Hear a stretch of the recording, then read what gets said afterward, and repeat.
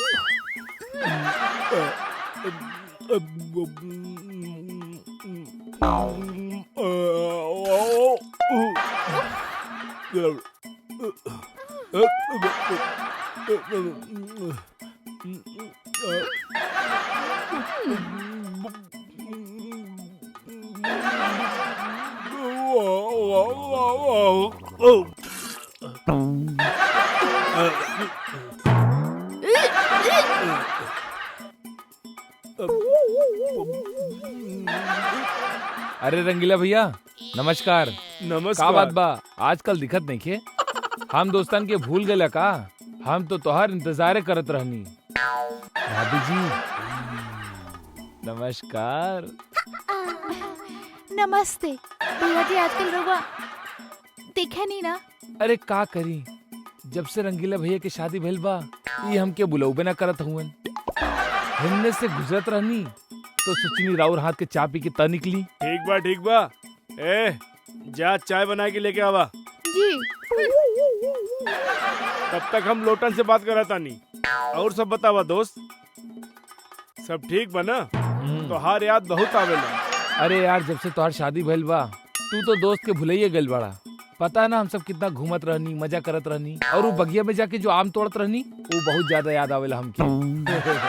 अरे यार लोग सही कहले कि जब शादी हो जाला ना तो लोग दोस्तन के भुला जालन। तू भुला गइल बड़ा। ऐसन कोनो बात नहीं खे भाई।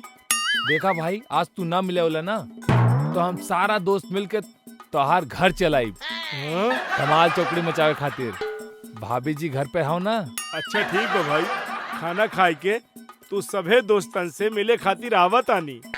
पक्का आइया जरूर। पक्का। ठीक है चल, अच्छा हम चलत तानी।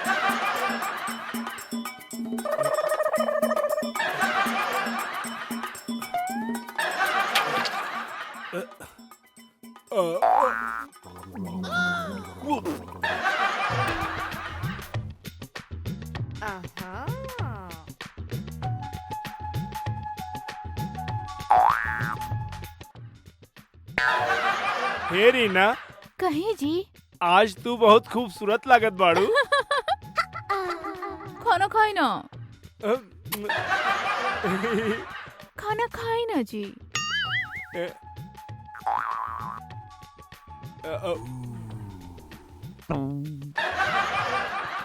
बहुत अच्छा बनौले हो।